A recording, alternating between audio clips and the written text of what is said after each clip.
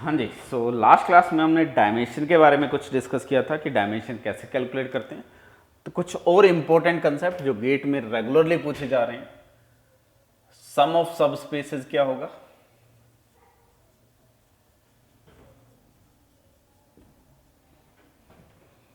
और generally get point of view से यहाँ से क्वेश्चन हर बार आता है। नेट में जनरली पूछ भी सकता है और नहीं भी पूछ सकता, तो आपको बट कंसेप्ट पता होना चाहिए, क्योंकि डायमेंशन के बारे में वो सब स्पेस और सम की डायमेंशन पूछ सकता है या क्वोशिएंट स्पेस की डायमेंशन पूछ सकता है। तो सम ऑफ सब स्पेस क्या होगा? तो अगर मेरे पास W1 and W2 are two subspaces है,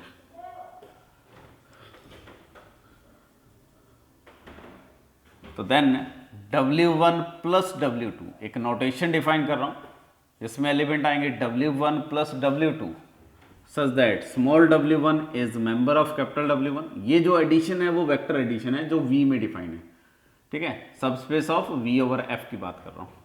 एंड W2 जो है वो कैपिटल W2 का मेंबर है, ठीक है। तो आप by one step test check कर सकते हो, this is a subspace of V over F, and इसको हम बोलेंगे sum of the sub spaces W1 and W2। तो दो स्पेस का सम डिफाइन कर सकते हैं। और इसी टाइप से आपने सबको पता होगा कि W1 एंड W2 अगर सब स्पेसेस हैं तो always implies W1 intersection W2 is a subspace. Intersection of any number of subspace is always subspace. और थर्ड बेसिक सी इंफॉर्मेशन जो है, W1 and W2 are subspace, then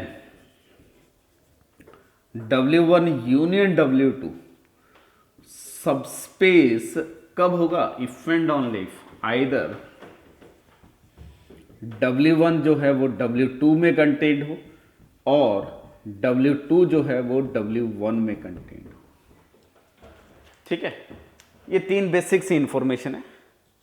अब इस last information के बेस पे वो क्या पूछ रहा है और किस पैटर्न पे क्वेश्चन आता है कि if W1 and W2 are proper subspace,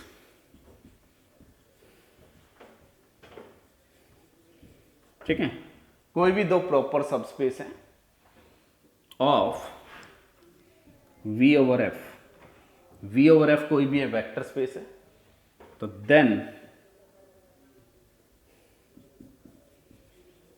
V never equal to W1 union W2। तो यानी कि कोई भी स्पेस अपने किन्हीं दो प्रॉपर सबस्पेसेस का यूनियन नहीं हो सकता, ठीक है। रीजन, अगर ये सबस्पेस इक्वल हो गया तो यूनियन स्पेस बन जाएगा। और यूनियन स्पेस कब बनेगा? जब W1 W2 में हो या W2 W1 में हो।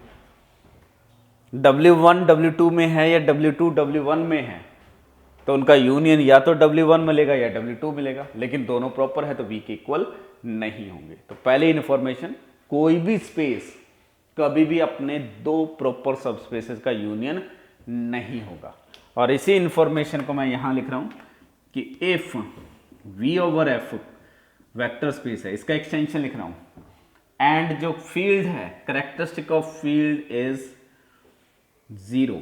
जीरो कैरेक्टरिस्टिक का मतलब है, जनरली आप अभी ये जान सकते हो कि ये एक इनफाइनाइट फील्ड है, ठीक है। फील्ड जो है वो इनफाइनाइट फील्ड है। जब आप रिंग थ्योरी पढ़ेंगे तो वहां कैरेक्टरिस्टिक का मीनिंग समझा जाएगा आपको। जीरो कैरेक्टरिस्टिक का मतलब होता है फील्ड इनफाइनाइट फील्ड है। Then there does not exist some W1 W2 Wk with k greater than or equal to 2 proper subspaces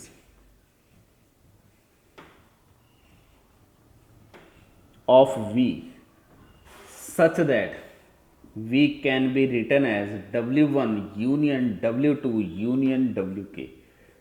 तो कोई भी वेक्टर स्पेस अगर वो ऐसे फील्ड पे डिफाइन है जिसका कैरेक्टरिस्टिक जीरो है, वो कभी भी finite number of proper subspaces का यूनियन नहीं हो सकता।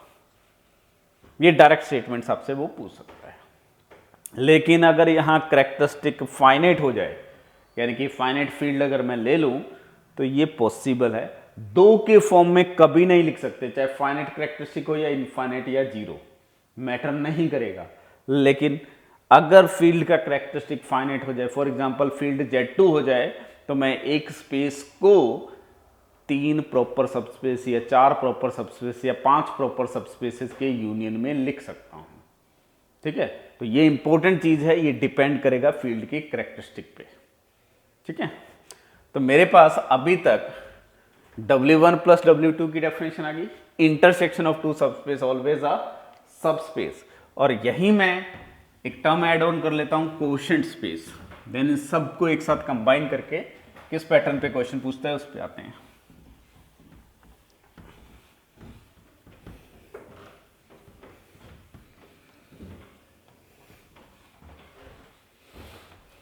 तो जब आप ग्रुप थ्योरी पढ़ते हैं, थोड़ा सा इंट्रोडक्शन दे रहा हूं, जी बी एनी ग्रुप, ठीक है, और H अगर आपके पास G में नॉर्मल है तो आप डिफाइन करते हैं G by H. G by H में एलिमेंट आते हैं H डॉट ए, और A जो होता है वो G का एलिमेंट होता है। इसको बोला जाता है कलेक्शन ऑफ कोसेट्स, और इस पर आप एक बाइनरी ऑपरेशन डिफाइन कर सकते हैं, H A dot H B equal to H of A dot B. ये बाइनरी ऑपरेशन तभी बनता है जब ये H जो है वो नॉर्मल सब ग्रुप हो। ठीक है, डिटेल आपको ग्रुप थ्योरी में मिल जाएगा। तो इस स्ट्रक्चर को आप बोलते हैं ग्रुप। ठीक है, और इसमें कुछ एच एच बी का प्रॉपर्टी होता है, H equal to H if and only if A belongs to H, ये मैं यूज करूंगा अभी। और H equal to H B if and only if A B inverse belongs to H. ठीक है, ये प्रॉपर्टी हम थ्रू आउट यूज करेंगे। कोसेट की कुछ बेसिक प्रॉपर्टी हैं। तो यहाँ जी बाई एच बना रहे हैं, इसी चीज को मुझे वेक्टर स्पेसेस में बनाना है। तो जी बाई एच में कोशेंट ग्रुप बनाने के लिए एच को नॉर्मल होना जरूरी है, अदरवाइज ये बाइनरी ऑपरेशन नहीं होगा। ठीक है, अगर मैं वेक्टर स्पेसेस में आता हूं तो वेक्टर स्पेसेस में अगर मेरे पास V over F vector space है तो मेरे पास V प्लस हमेशा क्या होता है, अबेलियन ग्रुप होता है। और V प्लस अगर आपका अबेलियन ग्रुप है तो डेफिनेटली W कोई भी एक सबस्पेस पिक कर लूं, सबस्पेस ऑफ V, तो W जो होगा वो हमेशा नॉर्मल सब ग्रुप होगा V का। ठीक है, it is a normal subgroup of V under addition. और अगर ये नॉर्मल सब ग्रुप है तो मैं V बाई W की यहां बात कर सकता हूं। वहां डॉट के रिस्पेक्ट में बात करते हैं, यहां नोटेशन प्लस है तो इसको मैं क्या लिखूंगा, W प्लस U, और U कहां से आएगा, कैपिटल V से। तो G की जगह V रिप्लेस हो गया, H की जगह W रिप्लेस हो गया। यहां वेक्टर स्पेस में प्रॉफिट क्या है, ग्रुप थ्योरी में हमें नॉर्मल चाहिए होता है, यहां हर सब स्पेस जो होता है वो V में नॉर्मल सब ग्रुप होता है। तो आप हमेशा इस कोशेंट की बात कर सकते हैं, तो इसकी मुझे अभी रिक्वायरमेंट नहीं है। और इस पे एक इंटरनल कंपोजिशन डिफाइन कर सकते हैं, W प्लस U के एलिमेंट, और W प्लस V जो है इसको मैं मैप कर सकता हूं W plus U plus V। हाँ, ये प्रॉपर्टी बेसिकली नॉर्मल में डिफाइन होती है, और W नॉर्मल है तो ऑटोमेटिकली आ जाएगा। तो ये मेरे पास क्या है, इंटरनल कंपोजिशन। और इसी टाइप से alpha dot W plus U की अगर मैं बात करूंगा तो उसको डिफाइन कर सकता हूं W प्लस अल्फा U। ये कौन सा ऑपरेशन है, एक्सटर्नल कंपोजिशन। तो इन दोनों ऑपरेशन के रिस्पेक्ट में ये जो V ओवर W है, ये over F is a vector space and it is called quotient space of V by W। तो V बाई W का कोशेंट स्पेस हर W के रिस्पेक्ट में हम बना सकते हैं। अब आपका टास्क है कि इस V की आपको एक, या V एक स्पेस दिया होगा, W एक सब स्पेस दिया होगा, तो आपसे पूछा जाएगा dimension of V by W क्या है, या V बाई W का बेसिस बना के दिखाइए कि कौन सा सेट है जो बेसिस बन जाएगा। ठीक है, इसमें जो W है ये क्या होता है, zero element of V by W, ये हम यूज करेंगे। ठीक है, तो मेरे पास अभी तक टर्म डिफाइन करेगी कि अगर दो सबस्पेस है तो उनका इंटरसेक्शन सबस्पेस मिलेगा, दो सबस्पेस हैं तो उनका सम जो है वो सबस्पेस बनेगा, और अगर एक स्पेस लेंगे तो v बाई डब्ल्यू एक अपने आप में एक वेक्टर स्पेस बनाएगा, उसमें ये इंटरनल कंपोजिशन है और ये एक्सटर्नल कंपोजिशन है, और इस स्ट्रक्चर को आप क्या बोलेंगे, कोशेंट स्पेस। जस्ट ये माइंड में रखिएगा। अब इन सारी चीजों को मुझे लिंक करना है तो उसके लिए एक टर्म डिफाइन करता हूं, डायरेक्ट प्रोडक्ट। ठीक है, अगेन ये कंसेप्ट ग्रुप थ्योरी में जब आप इंटरनल डायरेक्ट प्रोडक्ट पढ़ते हैं तो यहां इंटरनल डायरेक्ट सम लिखेंगे। तो ये कंसेप्ट इंपॉर्टेंट है जो हम थ्रू आउट यूज करेंगे, JC form, eigenvalue, eigenspaces, सब जगह यूज करेंगे इसको। V over F be a vector space and W1 and W2 are subspaces of V over F। अगर ये V over F के कोई भी दो सबस्पेसेस हैं तो then V is called direct sum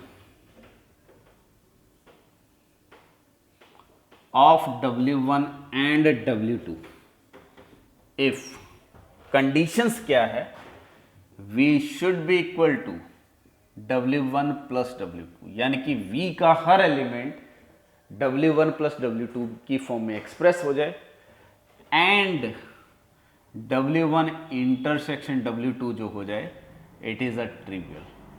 तो कोई भी स्पेस अपने दो सबस्पेसेस का डायरेक्ट सम कब होगा, जब स्पेस का हर एलिमेंट उन सब स्पेसेस के एलिमेंट के सम की फॉर्म में लिखा जाए और इंटरसेक्शन ट्रिवियल हो जाए। आप बाय डेफिनेशन ये डायरेक्टली प्रूफ कर सकते हैं कि V इज, और इसको डिनोट क्या किया जाएगा, V is a direct sum of W1 and W2। ये जस्ट स्टैंडर्ड नोटेशन है फॉर डायरेक्ट सम। ठीक है, तो V over F is direct sum of W1 and W2 if and only, क्या कंडीशन हो सकती है, every element of V belongs to V, there exists unique pair W1 belongs to capital W1 and W2 belongs to capital W2 such that this V can be written as W1 plus W2। तो direct sum का basic meaning क्या है कि आप V के हर element को दो subspaces के एलिमेंट की फॉर्म में एक्सप्रेस कर सकते हैं, लेकिन ये जो एक्सप्रेशन आएगा वो यूनिक एक्सप्रेशन होगा। ठीक है, यानी कि V के लिए कोई भी W1 W2 दो डिफरेंट टाइप के नहीं मिल सकते। आप हर स्पेस के एलिमेंट को दो सब स्पेसेस के एलिमेंट के सम की फॉर्म में यूनिकली अगर एक्सप्रेस कर पाओगे तो then it is called direct sum. वो आप इस डेफिनेशन से प्रूव कर सकते हो और इसको आप अज्यूम कर सकते हो कि ये एक प्रॉपर्टी है। ठीक है, जैसे अगर मैं एक V एग्जांपल लेता हूं, A1 A2 AN N tuples का सेट है, या डायरेक्टली AI जो है वो कहां से बिलोंग कर रहे हैं, R से बिलोंग कर रहे हैं। ये एन टपल्स का कलेक्शन है। ठीक है, एक W1 डिफाइन करता हूं, A1 A2 AN such that AI जो है वो 0 हो रहे हैं जब I वेरी कर रहा है 1 से लेके ग्रेटेस्ट इंटीजर n/2 तक। ठीक है, और W2 डिफाइन कर रहा हूं A1 A2 AN such that AI जो है वो 0 हो जाएगा जब I वेरी करेगा ग्रेटेस्ट इंटीजर n+1/2 से n तक। तो क्वेश्चन ये है कि क्या V जो है इन दो सब स्पेसेस का डायरेक्ट सम है या नहीं है, ये हमें आइडेंटिफाई करना है। तो डायरेक्ट सम चेक करने के लिए या तो ये प्रूफ करें कि हर एलिमेंट जो V का है वो इन दोनों सब स्पेसेस के एलिमेंट्स के सम की फॉर्म में लिखा जाएगा और वो सम जो होगा वो यूनिक होगा, या ये प्रूफ करें कि इन दोनों स्पेसेस का सम जो है वो V को रिप्रेजेंट कर रहा है। ठीक है, एंड इंटरसेक्शन जो है वो ट्रिवियल है। तो अगर सिंप्लिसिटी के लिए मैं n को 4 ले लेता हूं, ठीक है, तो V जो आएगा वो कौन सा स्पेस आएगा, A1 A2 A3 A4 such that this AI belongs to R। W1 की अगर मैं बात करूंगा तो ग्रेटेस्ट इंटीजर n/2 की अगर बात करेंगे तो वो 2 आएगा, ग्रेटेस्ट इंटीजर n+1/2 की बात करेंगे तो वो भी 2 आएगा, क्योंकि n = 4 रख रहा हूं। तो W1 में रेस्ट्रिक्शन क्या आएंगे, I = 1 है और I = 2 है, तो ये वैल्यू 0।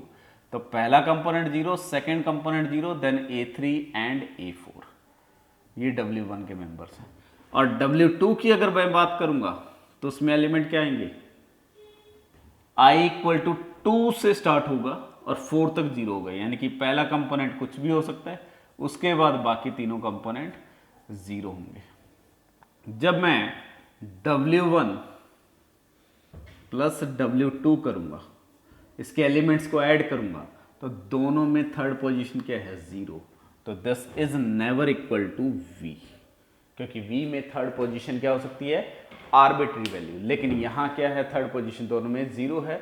तो जब एलिमेंट्स को सिंपली ऐड ऑन करेंगे तो थर्ड पोजीशन ऑब्वियसली 0 रहेगी, या इनका कोई भी लीनियर कॉम्बिनेशन लिखोगे थर्ड पोजीशन ऑलवेज 0, यानी कि ये जो स्पेस है n = 4 पे डायरेक्ट सम नहीं है। आप n कोई भी इवन नंबर ले लो, ग्रेटेस्ट इंटीजर n/2 वो क्या मिलेगा, n/2, और ग्रेटेस्ट इंटीजर n+1/2 वो भी क्या मिलेगा, n+1/2। तो यहाँ n/2, तो जो दोनों स्पेस है जब भी n इवन है उसमें n/2 पोजीशन हमेशा 0 होगी, तो सम कभी भी पूरा स्पेस नहीं मिलेगा। लेकिन आप ये वेरीफाई कर सकते हैं कि अगर n ओड है तो V जो है वो डायरेक्ट सम होगा W1 एंड W2 का। फॉर एग्जाम्पल n = अगर मैं 5 रखता हूं तो V जो स्पेस आया उसमें एलिमेंट क्या आ गए, A1 A2 A3 A4 and up to A5, 5 components होंगे। W1 में बात करेंगे तो ग्रेटेस्ट इंटीजर n/2 की जो वैल्यू है वो 2 आ जाएगी, ग्रेटेस्ट इंटीजर n+1/2 की वैल्यू जो आ जाएगी वो 3 आ जाएगी। तो W1 में A1 और A2 0 होंगे, उसके बाद A3 A4 A5 arbitrary entries हैं, ठीक है।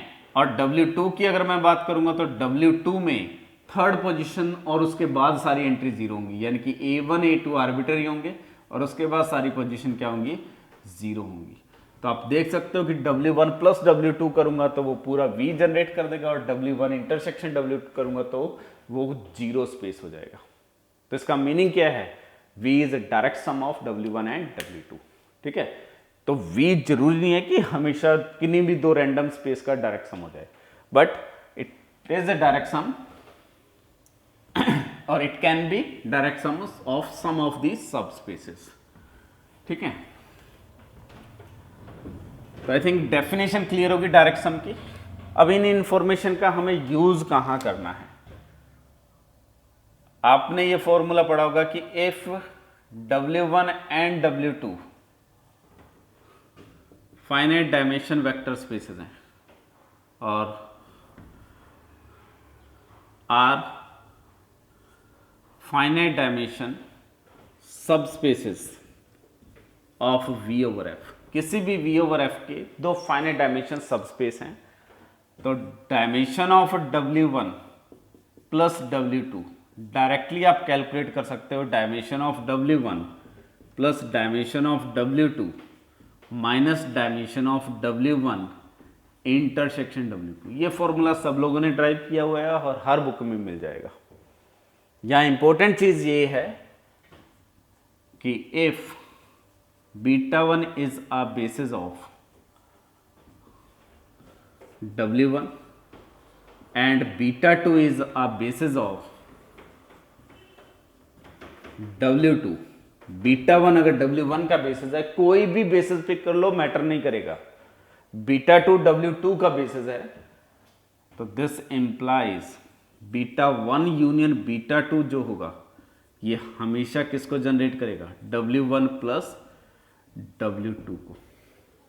पहला इंफॉर्मेशन, ठीक है। Second information, the largest linearly independent subset of beta 1 union beta 2 is a basis of W1 plus W2। Spanning set है, उसमें से largest L I set find कर लोगे या स्मॉलेस्ट स्पैनिंग सेट फाइंड कर लोगे तो वो बेसिस बन जाएगा। Third information, if beta 1 every element या बीटा 1 यूनियन बीटा 2 अगर लीनियरली इंडिपेंडेंट हो जाए तो डायरेक्टली ये बेसिस बन जाएगा। तो implies beta 1 union beta 2 is a basis of W1 plus W2। तो किसी भी W1 प्लस W2 का बेसिस फाइंड करने का पहला मेथड ये है कि W1 का बेसिस ले लो, W2 का बेसिस ले लो, उनका यूनियन डिफाइन कर लो और उसमें से LD वेक्टर हटा दो तो ये basis of W1 plus W2 मिल जाएगा। और इसी टाइप से आप ये भी कर सकते हो कि if beta is a basis of W1 intersection W2, अगर बीटा W1 इंटरसेक्शन W2 का बेसिस है तो यहां से बीटा 1 बना सकता हूं which is beta union beta dash basis of W1, क्योंकि हर एल सेट को मैं एक्सटेंड करके एक बेसिस बना सकता हूं। तो बीटा जो है वो W1 इंटरसेक्शन W2 में है तो W1 में भी होगा, W2 में भी होगा। और एक बीटा 2 बना सकते हैं which is beta union beta double dash basis of W2।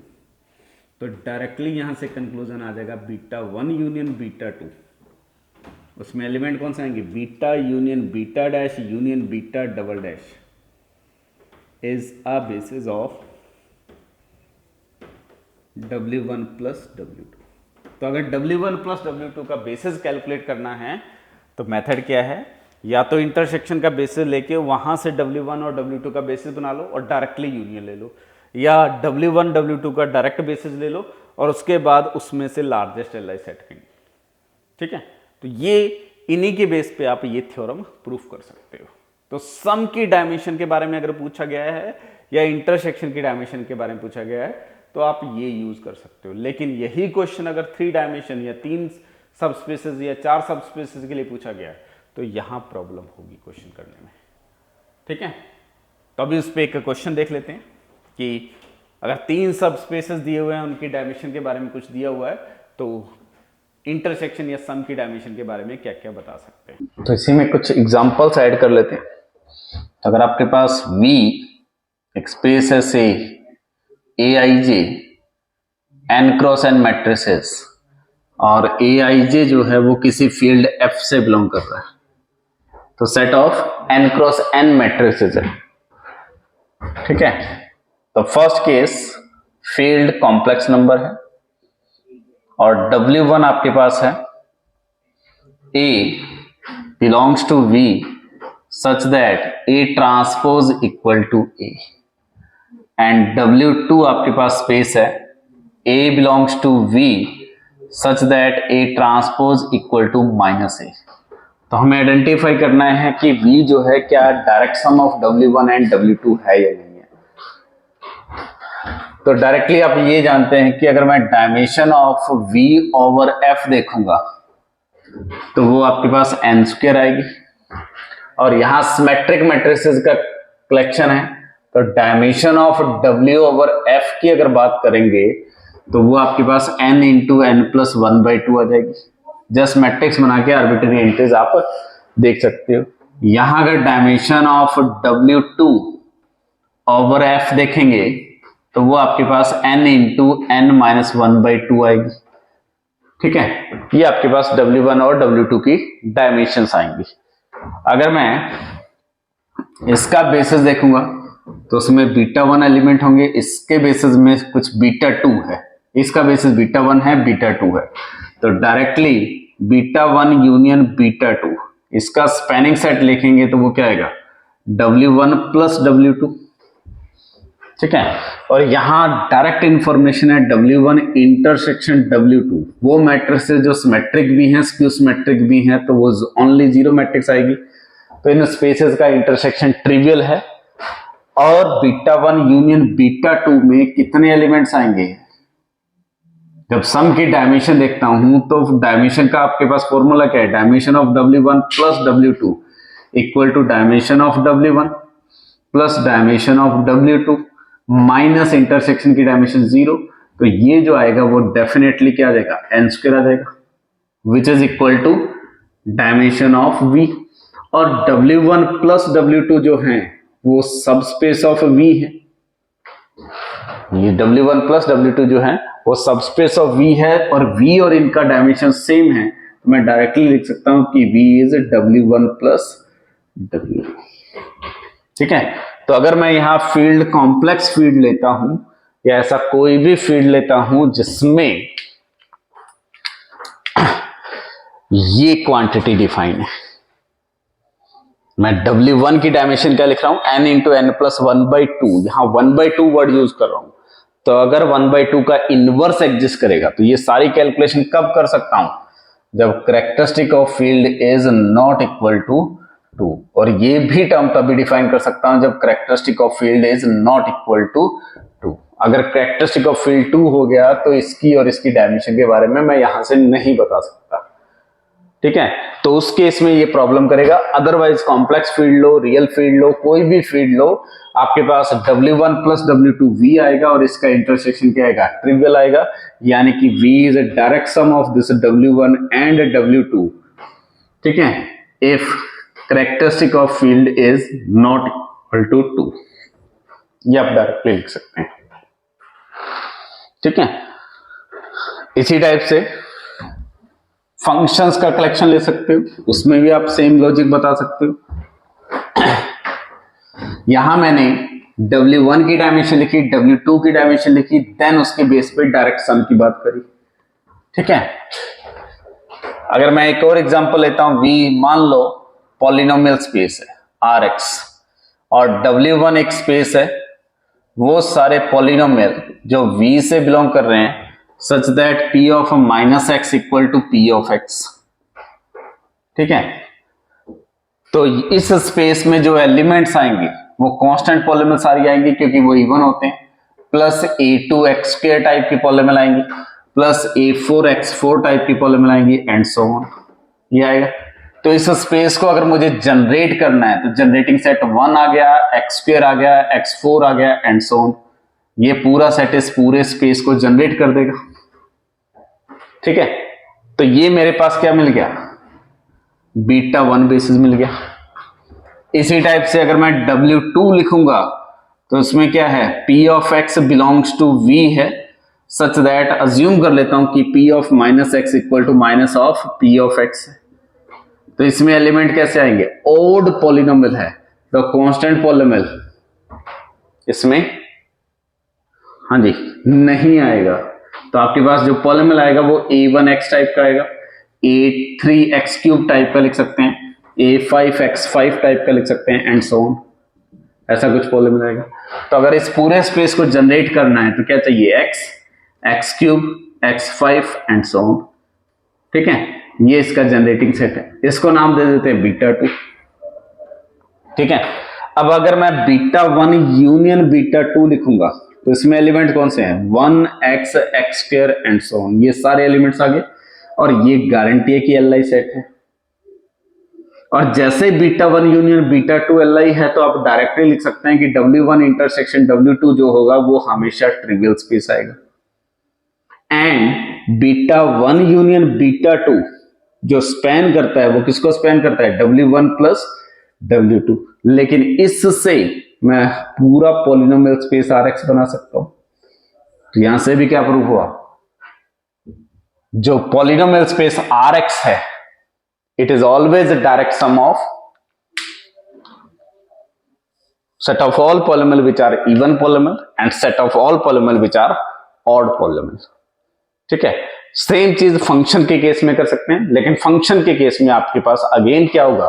Field का कैरेक्टरिस्टिक 2 नहीं होना चाहिए। तो ये कुछ एग्जांपल्स हैं जो डायरेक्ट सम के रिस्पेक्ट में बात करते हैं। अब इस डायरेक्ट सम का रिक्वायरमेंट क्या है? तो मेनली क्वेश्चन जो पूछा जा रहा है वो क्वोशिएंट स्पेस की डायमेंशन कैलकुलेट करने के बारे में पूछा जा रहा है। तो मैं यहां से स्टार्ट करता हूं कि V ओवर F एक वेक्टर स्पेस है, be any vector space, and W be a subspace of V over F। W V over F का कोई सबस्पेस है, ठीक है।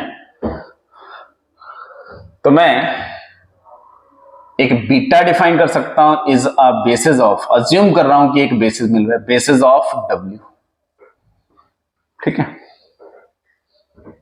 तो इंप्लाइज जो बीटा होगा वो V में एल आई होगा। तो यहां से मैं एक बीटा 1 या इसको बीटा 1 नाम दे देते हैं, बीटा 1 यूनियन बीटा 2 बना सकता हूं which is a basis of V over F, क्योंकि हर एल आई सेट को मैं एक्सटेंड करके बेसिस बना सकता हूं। तो मैंने किया क्या कि W जो भी आपको स्पेस दिया था उसका बेसिस लिखा, उसमें कुछ extra vector L I vector इसके ऐड करें तो V का बेसिस बना सकते हैं, ठीक है। अब मेरे पास एक स्पेस डिफाइन कर लेता हूं which is generated by beta 2, that is say W dash, ठीक है।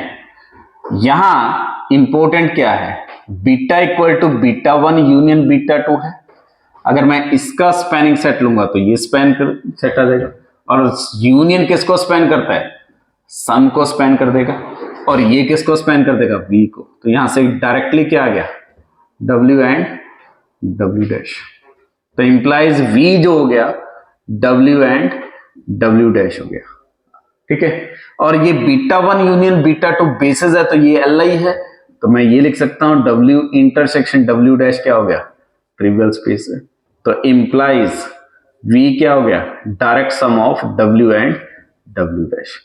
तो बेसिकली ये जो W डैश है वो कैसे ट्रीट हो रहा है, as a complement of W, इसलिए इसको हम ये बोल देते हैं कि just W dash and W are complement subspace. जब भी V direct sum of 2 subspace होगा तो दो सबस्पेस जो मिलेंगे those are called complement subspace, क्योंकि as a complement set treat हो रहा है।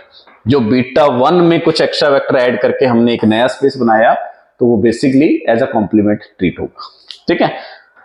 तो मेरे पास V कोई भी वेक्टर स्पेस है, उसका मैं कोई भी सबस्पेस लूंगा, अगर इसके पास एक बीटा 1 बेसिस है तो वहां से मैं एक बीटा 2 कर सकता हूं, और बीटा 2 से W डैश बना सकता हूं। तो V must be direct sum of W and W dash.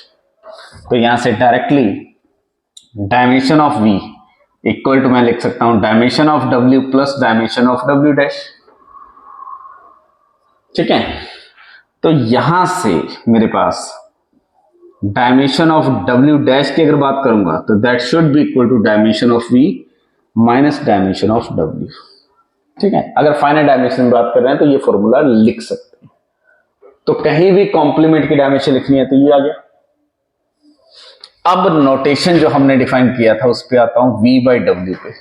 V by W में एलिमेंट किस टाइप के हैं, V प्लस W टाइप के हैं, और या V प्लस U टाइप के हैं, और U कहां से बिलोंग कर रहा है, कैपिटल V से, ठीक है। तो इस U को क्या लिख सकता हूं मैं, कैपिटल V जो है वो direct sum of W and W dash है, इस U को small u plus W dash लिख सकता हूं।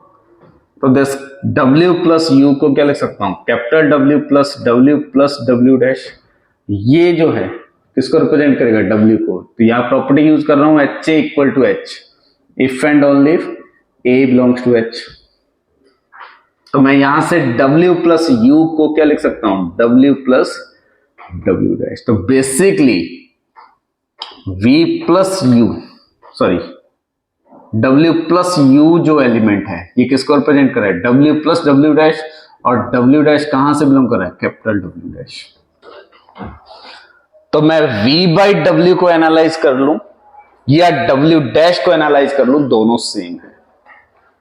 V बाई W को एनालाइज कर लूं या W डैश को एनालाइज कर लूं, ये दोनों डायरेक्टली सेम स्पेस को रिप्रेजेंट करेंगे या आइसोमॉर्फिक स्पेस को रिप्रेजेंट करते हैं। तो यहां से मैं डायरेक्टली लिख सकता हूं कि एक बीटा कैप बना सकते हैं, ठीक है, जिसमें एलिमेंट किस टाइप के हैं, W प्लस W डैश। यहां W डैश जो है वो कहां से बिलोंग कर रहा है, बीटा 2 से। बीटा 2 क्या था, बेसिस ऑफ W डैश, ठीक है, ये गारंटी है कि ये जो बीटा कैप मिलेगा is a basis of v by W, and जो बीटा कैप में नंबर ऑफ एलिमेंट है that should be number of element in beta two, चाहे फाइनाइट डायमेंशन है या इनफाइनाइट डायमेंशन है। और this implies dimension of v by W is equal to dimension of w dash, और dimension of w dash अगर finite है तो ये लिख सकते हैं, जो फॉर्मूला आप थ्रू आउट यूज करते आ रहे हैं, ठीक है। अगर ये इनफाइनाइट है तो भी हम इसको यूज कर सकते हैं, this is number of linearly independent restrictions on w। तो w पे li रेस्ट्रिक्शन है, that should be the dimension of v by w। इसका रीजन क्या है, w डैश का डायमेंशन जो है वो v में, सॉरी, जब हमने v से w बनाया था तो w का डायमेंशन क्या लिखते हैं, यहां अगर आऊंगा तो dimension of v minus dimension of v minus number of li restrictions, ये लिखते हैं। तो ये फैक्टर कैंसिल आउट, फाइनली क्या बचेगा, number of li restriction on w। तो एग्जाम में आपको अगर v बाई डब्ल्यू की डायमेंशन फाइंड करनी है तो आपको w डैश कुछ नहीं कैलकुलेट करना, डायरेक्टली फाइनल रिजल्ट क्या आया, जितने w में लीनियरली इंडिपेंडेंट रेस्ट्रिक्शन होंगे that should be the dimension of v by W. जैसे एक सिंपल सा क्वेश्चन लिख लेते हैं,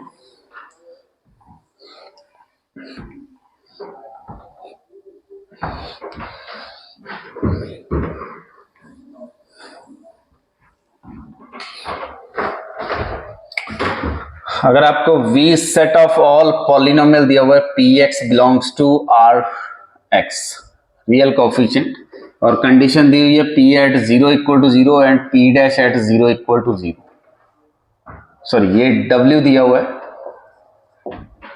और अज्यूम कर रहा हूं कि this is a subspace of rx।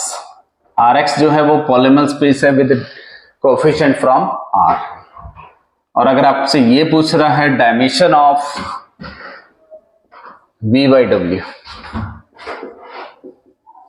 तो इस w में कितने रेस्ट्रिक्शंस है, 2 रेस्ट्रिक्शन है और दोनों इंडिपेंडेंट होंगे, तो डायरेक्टली क्या क्या डायमेंशन इज 2 डायमेंशन, कुछ नहीं करना, जितने w में रेस्ट्रिक्शन है directly that should be the dimension provided these restrictions are linearly independent. ये डायरेक्टली यूज कर सकते हो, चाहे वो v फाइनाइट हो, इनफाइनाइट हो, w फाइनाइट डायमेंशन हो, इनफाइनाइट हो, ये काम हर जगह कर सकते हैं। तो इसी में वो नेक्स्ट क्या पूछ सकता है कि इस v बाई डब्ल्यू का बेसिस क्या होगा। फॉर एग्जाम्पल उसने एक बीटा दे दिया जिसमें w प्लस p1 है और w प्लस p2 है, और आपको चेक करना है कि ये बेसिस होगा या नहीं होगा। तो डेफिनेटली यहां से डायमेंशन 2 है तो बेसिस में 2 एलिमेंट होंगे, इसलिए मैंने यहां 2 ही रखे हैं। अगर 2 से ज्यादा होते तो बेसिस नहीं होता, 2 से कम होते तब भी ये बेसिस कभी नहीं बनाएगा। तो बेसिस होने के लिए 2 एलिमेंट चाहिए। अब p1 p2 आपको कुछ ऐसा दे सकता है, for example p1 x is equal to x square दे दिया उसने, और p2x is equal to 1 minus x दे दिया, या बी ऑप्शन दे दिया p1x is equal to x into 1 minus x, और p2x उसने दे दिया आपको x क्यूब दे दिया। Again C option p1 x आपके पास है x एंड p2x जो है that is x into x minus 1, ठीक है। और D option p1x is equal to आपके पास x है and p2x is equal to x plus x cube है। ऐसे कुछ एलिमेंट दे दिए, तो और आपको चेक करना है कि किस केस में ये बेसिस बनेगा या नहीं बनेगा। तो सबसे पहले आपको चेक करना है कि बेसिस में हमेशा नॉन जीरो एलिमेंट आता है। तो यहां किस में बेसिस देख रहा हूं, v बाई डब्ल्यू में। v बाई डब्ल्यू का जो जीरो है वो w है, तो ये नॉट इक्वल टू w होना चाहिए, और ये भी नॉट इक्वल टू w होना चाहिए। ये नॉट इक्वल टू w तभी आएगा, यहां ये प्रॉपर्टी यूज कर रहा हूं, h इक्वल टू h कब होता है, if and only if a belongs to h। तो ये नॉट इक्वल टू w होने का मतलब क्या है कि p1 जो है वो कभी भी w में नहीं होना चाहिए, और यहां से P2 कभी भी W में नहीं आना चाहिए, ठीक है। P1 P2 कभी भी W स्पेस में नहीं बिलोंग करने चाहिए, ठीक है। तो उसके लिए आपको क्या चेक करना है, P1 W में कब नहीं बिलोंग करेगा, जब या तो ये क्वांटिटी नॉन जीरो हो जाए या ये क्वांटिटी नॉन जीरो हो जाए।